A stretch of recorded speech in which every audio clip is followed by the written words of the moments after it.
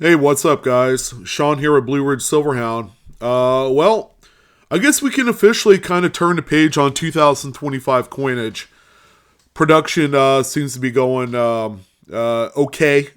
Nothing really stands out except maybe the Washington quarters might seem a little bit underproduced for the year, considering that it's the last year of the American women quarters.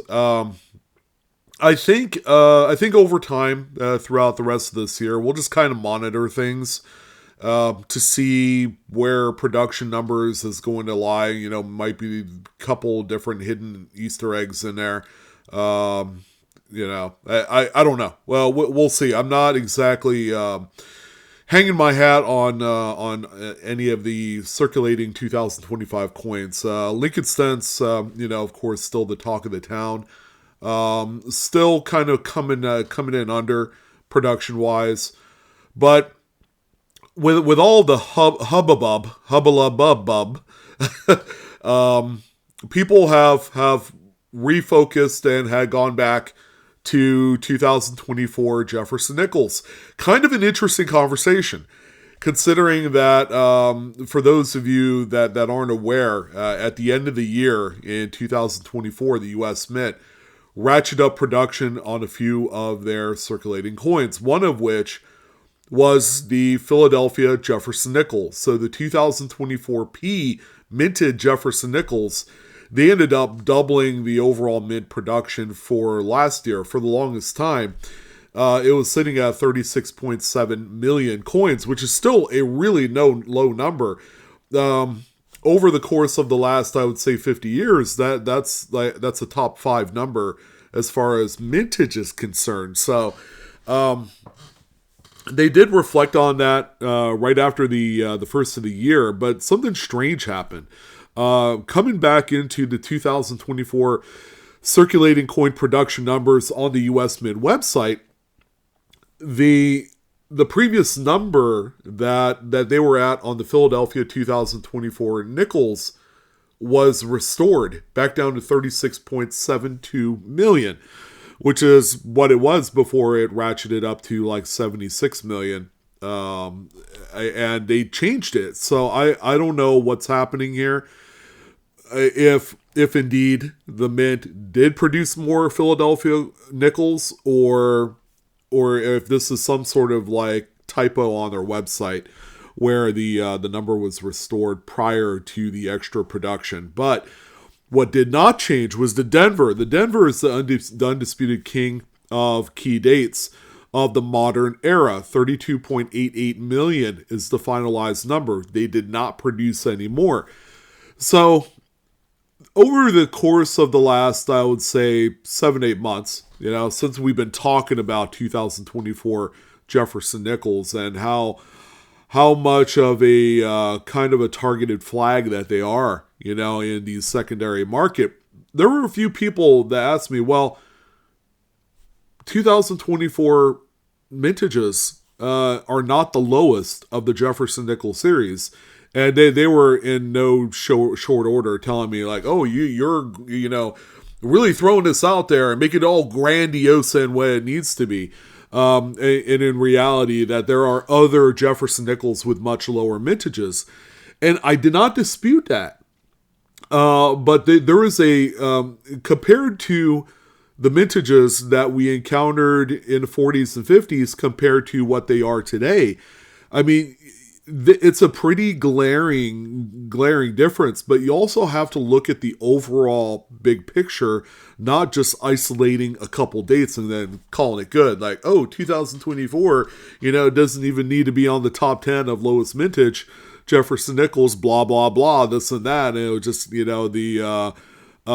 the tinfoil hat brigade just continues to keep on going on. And, it just became tiresome. So we're going to kind of debunk a few things here by kind of comparing two different eras, because what's happening today is different than what was happening 70 or 80 years ago. Yeah, hard to believe that the 50s and 40s were 70 and 80 years ago, respectively. So what I also did, okay, keeping in mind that this Denver number, 32.8 million, is a very low number. we also have to take into consideration the production numbers of other dates around it. Okay, so that's why I brought up this guide right here from My Coin Guides. jeffersonnickel.org is the website. You would have to go all the way back to 1959P to be exact, to find another Jefferson nickel that has a lower mintage than the 2024D. And that is right here, 27,248,000 is that number for 1959D. Now, during the 50s, it's kind of a strange era. Quality control was down. People were actually using coin at that particular era, but we're also talking about post-war production, where right out of the gate, the production of coinage was through the roof. The mintages on, like, say, Lincoln cents during the 40s were up into the high hundreds of millions, if not a billion. I think 1944 was an outlier date where they had produced over a billion of I think Philadelphia and Denver coins. So yeah, there was certainly a huge overproduction of coinage right after the war, but it wasn't until after 1950 that they dropped it down into the toilet for a lot of dates, especially the Philadelphia Mint seriously curbed and slashed the production of all the coins across the board, which is why, in the Lincoln Cent series, that such dates like 1950, 51, 52, 53, 54, and going all the way up to 1958, that the P-minted coins are actually quite scarce and very valuable, especially to registry set collections, where they command and desire the highest grade level of those respective Philadelphia minted coins. So it was kind of a strange year. So when we look at these numbers right here, look at all the other production for all the other dates around it. So 59D, Denver coins traditionally are they're a mint facility that produce a lot more coins, but if you compared the 27 million to 160 million back in 59, I mean, it's a pretty good gap, but it's not nearly as large of a gap as what it was from 2023 going to 2024.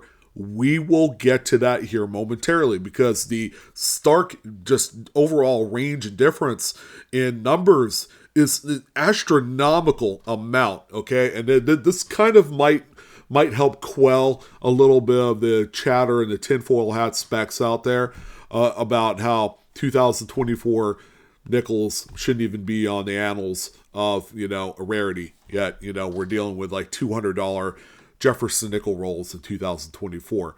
So finding full rolls of 1959, not exactly easy, but they do exist out there.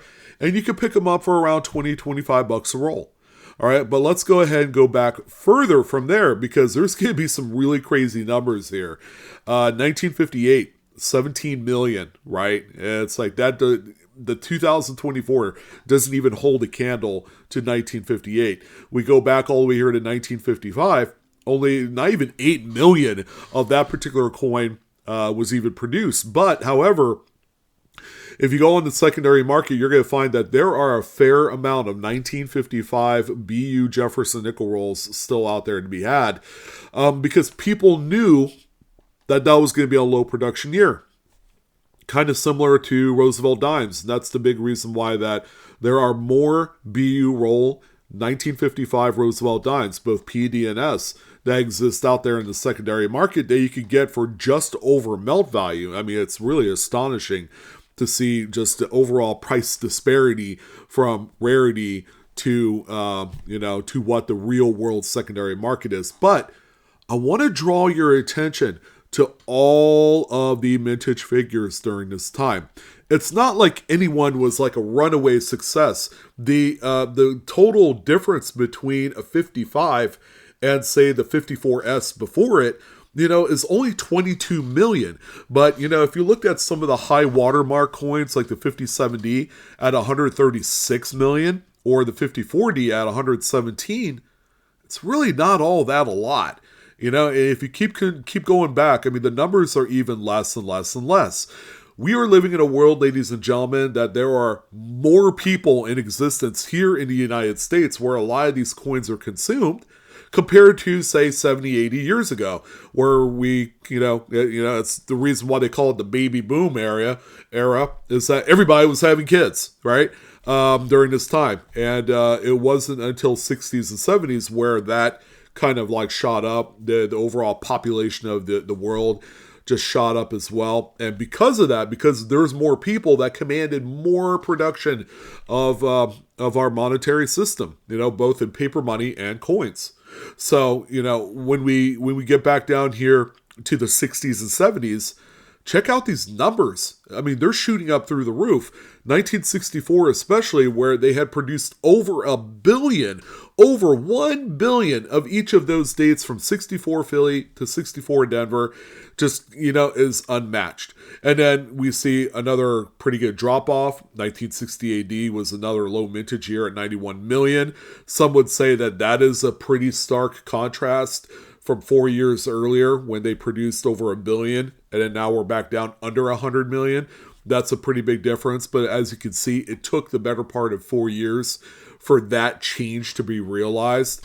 And then if we continue on down the line, there are some like random dates that I'm just now looking at, not for the first time, but seeing it all together, like, in tandem with all the other dates. 1970D, 515 million just seems like a very random date to have that kind of high of a number. Another one here, I would say 1974 at 601 million. Another really funky random date as well. 1975. So 74 had 601 million. What's the rationale here? 1975, they only produced 181 million. So yeah, I don't know what was going on back in the day, during the early mint era of the mid 20th century. It's all very strange. It wasn't until the bicentennial era coinage, 1975-76, and then onward, where the numbers kind of like evened out. They're all consistent. They're all in that mid 500 million kind of range. As you can see, there's really no big standouts from one to the other, and it just continued on. 1989, we reached almost 900 million coins, and then we continue on down the line, and the numbers, again, very consistent. You can't point to any one particular date and say, oh yeah, that one's going to be a key date. 1992P, for example, they made 399 million. But, compared to other high watermark coins like 95D at 888 million, you're like, you can't really say that the 92 at half the mintage is a key date. Not even remotely close in today's era. All right. And then you would have to continue keeping on. You're seeing billions now starting to pop up. They did that 2004-05 specialized year where they did the American Bison, Ocean and View, and Lewis and Clark, and all that stuff. You would have to go to 2009, the last time that we had encountered a weird anomaly in the matrix of post-war mintage, where you see just an incredible fall from grace here. 2009 and 2009D. Who would have thought? Now, there was something quite extraordinary that happened during this time. You guys remember, it was an event that financially really put the world onto its knees, but it was also the same time where we began to see the power of the secondary market of numismatics and precious metals. Precious metals, we saw silver hit $50 plus.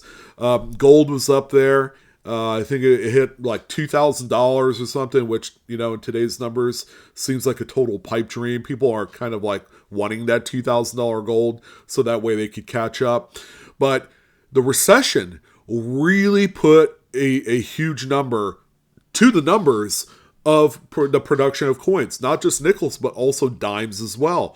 What was not much of a hurt was Lincoln cents, because they had the specialized 100-year anniversary of the Lincoln cent. They had produced quite a bit of coinage of all these different designs for 2009. But 2009 Philadelphia, $39 million is such a low number, considering that when you look at all of the other numbers around it, represents a much smaller percentage overall of the total number of what, say, was produced in 2008 or 2010. So, just by using these two particular dates, and this is kind of like the big reason why that 2009 Philadelphia rolls for like the last, like, I don't know, since 2009, 16 years ago, that the rolls were selling for like $150 to $300 a pop. Okay, both Philadelphia and Denver. The Denver coins were selling for a lot of money as well, even though the mintage was a little bit higher at $46.8 million. Now we continue on down the line, and you're going to see the numbers restore back to where they were, the mid 500 plus million number. Some of them, a lot higher than the others. There was a few years we got over 800 million. And then here we are at the end of this list. We're finishing it off on 2023, Philly and Denver, respectively, over 600 million coins per each made. Now, when we go back, considering these numbers for 2023, when we go back to the US Mint website, that represents 5% of the entire mintage of 2023 P&D coins, what was produced for 2024. That's kind of a big deal. And in today's numismatic society, represents a much larger discrepancy between one and the other, just 1 year apart. Whereas if we went back to 1957 or 1958 or 1959, whatever that date was, you could see that that number is much higher. That percentage number is much higher. And of course, when you look at the landscape of all the other coins, it's not like, one coin went from 7 million and then the next year it went back up to 500 million. It's just, that was not the narrative back in the day based off of the overall needs of what was produced from the US Mint. Now, with that being said, we spent a lot of time talking about the difference between this current coin from last year that's like exploding the internet, blowing up eBay, things like that, to what 70 years ago was considered a low mintage, but the price difference is huge. When we go back and we look at, in retrospect, the 2024 Denver rolls over the course of the last 90 days, holy smokes, these things are on fire. These things actually dropped down to about $80, $90 a roll, the Denver's that is, because Philadelphia, kind of an unknown. Is that a typo on the US Mint website? Did they really produce that extra double up, that 2x, all the way up to like 76 million? Or did they not produce anything at all and kept the number down under 40 million? I don't know. A lot of people seem to think that the old number of 76 million is the right number. This is just a typo on the US Mint website. So you're going to see some pretty big sales here over the course of the last 90 days. A lot of singular rolls are hitting right around $200 on average for Denver rolls. And they still seem to be true to this day. Now, again, back in November, you could have bought one of these Denver rolls for about $80 to $90. They had dipped down to that all-time low. And then now that we're kind of like beyond the speculation point of 2025 coins, where we feel like, okay, maybe the mintages aren't going to be too low and too special. We're going to go back to 2024 and really kind of like focus in on, possibly picking up more rolls, or another thing, grading the coins. Grading the coins to get the high top pop figure is another thing that's happening right now. Excuse me. So we're going to look at that here momentarily. But as you can see, the market is quite robust on 2024 Denver rolls, keeping in mind again that the actual bank wrap rolls and the ones that aren't broken open are going to command much more money on the secondary market. Like this right here, where all the coins are loose, but they're all 2024 Denvers. People are going to want those a little bit less. So, there's two different sets of rationale here. We buy these rolls of nickels for future speculation because it's quite possible that these things could blow up even more than what they are in time. They call this sealed equity. But we're talking about a very unrealistically high price point for these nickel rolls, similar to 2009, where they shot up to like $200, $300, $400, and then they have come crashing down because I've seen a few rolls sell for like $80 to $120 over the last year. Those are, again, kind of anomalies because they've settled back into the $150, $200 mark. But these things are going to be all over the place for the foreseeable future. And because people know how rare these are, there's going to be much more of these out there in the system, similar to 1955, where a lot of people were hoarding these in the highest state of preservation, which makes them, in a way, kind of like less special when you look at the overall picture. And I know that kind of seems kind of like a far reach type thing, but when we look at historically, the motives of why people hoard certain dates is because they already know that the mintages are going to be low. 1955, great decade, great year overall for nickels and dimes and then quarters as well. But we also have to look at the 1931S Lincoln cent. That one, because of how low that mintage that coin is, everybody knew right out of the gate. Saved a whole lot of them in mint state condition, and that's why there's a lot of them in mint state condition out there. And at a certain point, the prices really don't move. There's not a huge price difference, say, between a mint state 63 red and a mint state 65 red, maybe $50, $100, somewhere around there, because there's such a high percentage, a high number of those coins in mint state red, in choice examples, but.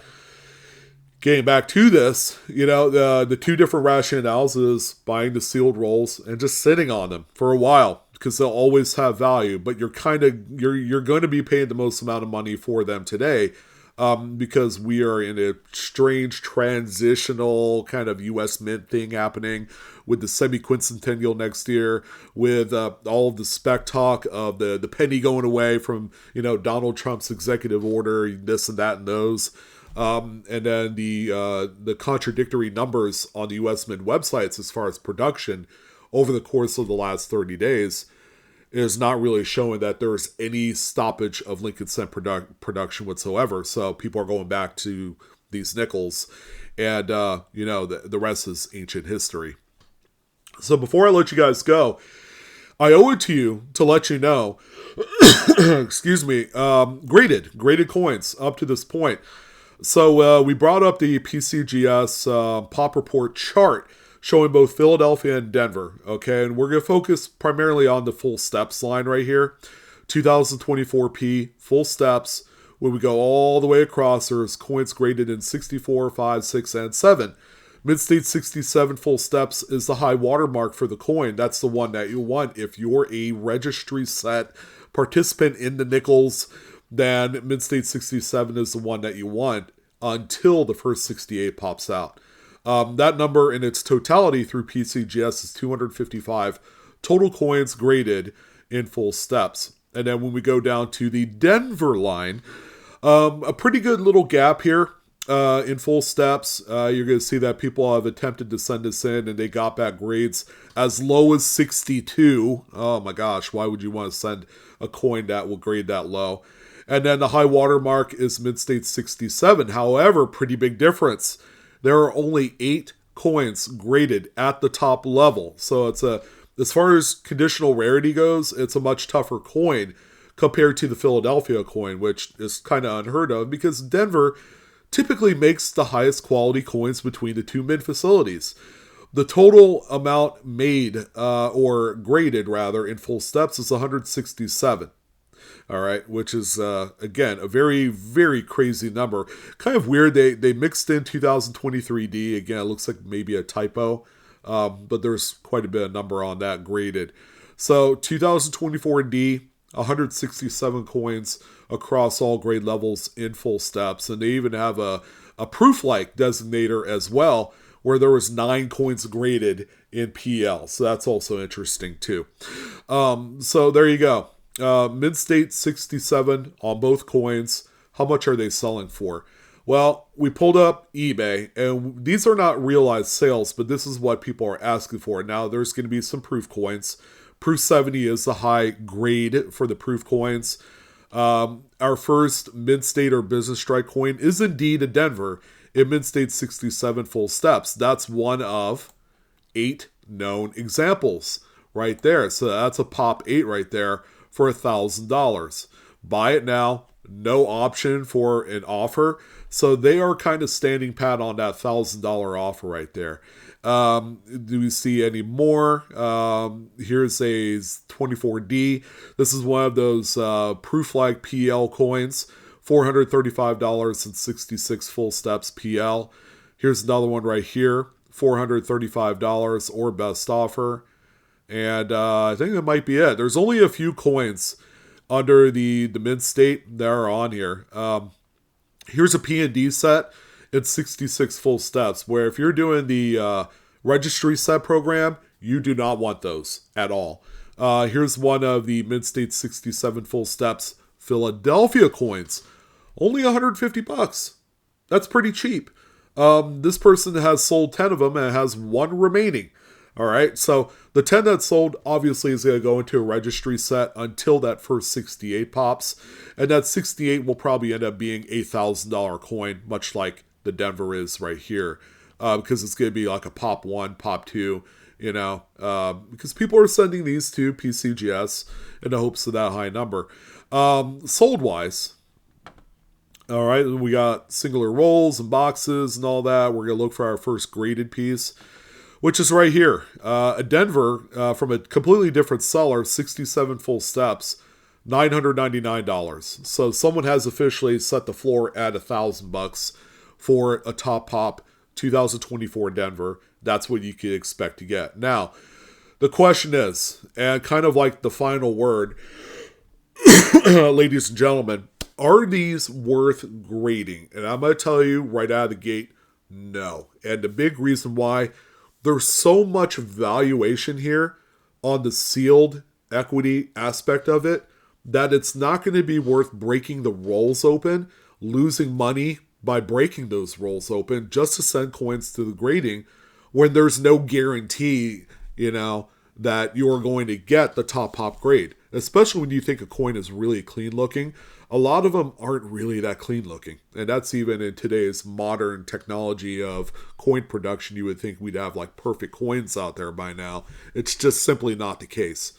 So when we look at things in a vacuum, no, I would say not worth it. Unless these rolls were like $10 a piece, which they're clearly not. Why would you break open a $200 roll to try and get a coin that may or may not hit the top pop? And that top pop for a Denver is $1,000. The guarantee is really not that good there. So the ultimate answer for you guys is no, it's not worth it. I would say don't do it. And even if you wanted to do it, you'd have to send a whole bunch of nickels. Do a kind of like a gang run, a large submission, so that way your cost per coin to grade is going to be a lot cheaper. All right, and I don't know. Do you want to flood the census with a whole bunch of coins that grade out 65 and 6? Probably not. Yeah, you probably don't want to do that. It's just going to make the top pop coins even more expensive, and you're going to be spending a lot of money. You're going to be pouring good money after bad, trying to get these things graded, and it's just not going to work out. So that's why I wanted to say on this one. A few things in closing. It's been a very interesting last 12 months. Whatever you do, none of this is financial advice. Everything that we've talked about today, not financial advice, but I did want to clear the air as far as kind of like the overall difference and transition between what was produced 70, 80 years ago and what was produced today is a far greater contrast. And you need to see it as such. You need to be able to look back 70 years ago and say, oh, Yeah, there was one date where they only made 17 million, but you have to make the argument in case that the average mintage across the board is maybe 75 million. It's not that big of a difference when you look at it. Sure, it's a much lower mintage compared to 2023, but the stark difference in contrast between 2023 and 2024 is such a huge Grand Canyon of a number that that's the reason why that people are placing these atop the kind of like key date conversation, and that's where it's going to stay. And it's going to stay like that until the end of time, until they decide, you know what, we're just not going to make the nickel anymore because now it costs 10 cents a piece to make compared to today where it's like 7 cents a piece. It has to make not financial sense anymore for them to continue to produce it. And that day will come. Costs of raw materials and labor is all going to increase. That's going to have kind of a domino effect on how much they're going to ask for their product and what have you. So that's what I wanted to talk about. Yeah, very long video. I do apologize about that. I'm kind of a chatterbox because I'm very passionate about the hobby. I hope you guys understand. There are people that seem to think that I talk way too damn much, and I don't give a flying fuck. Let's put it there, because it's better to be in front of someone who's passionate and that you could have a real conversation with about coins than to sit there and talk with someone that's just, I agree. No, your coin's not worth that.